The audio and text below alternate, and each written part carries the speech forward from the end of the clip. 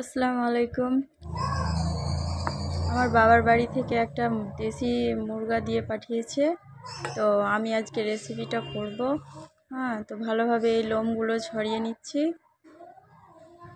এই যে দেখুন কত সুন্দর করে লোমগুলো ছিঁড়ে ছিঁড়ে ছিঁড়ে উঠাচ্ছি। এগুলো সব পরিষ্কার করে নিব, ভালোভাবে বেছে নিলাম।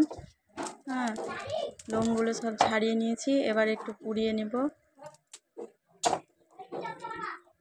চুলার আঁচটা একটু আস্তে করে এবার পুড়িয়ে নেব। হালকা হালকা পুড়িয়ে নিতে হবে, বেশি পুড়ালে গন্ধ ছুটে যাবে।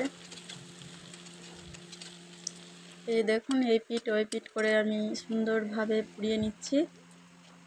পুড়িয়ে নিয়ে ভালোভাবে পুড়িয়ে নিয়ে তারপরে আমি এই চিকেনটাকে করব, কাটবো।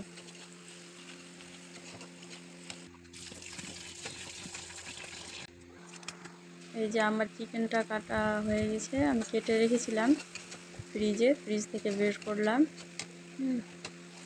তারপরে এভাবে ভালোভাবে একটু ধুয়ে নিলাম। ধুয়ে তারপরে পেঁয়াজ কুচি করেছিলাম। পেঁয়াজটা সুন্দরভাবে নেড়ে চেড়ে একটু ব্রাউন কালার হবে, তখন এবার মশলাটা দিতে হবে।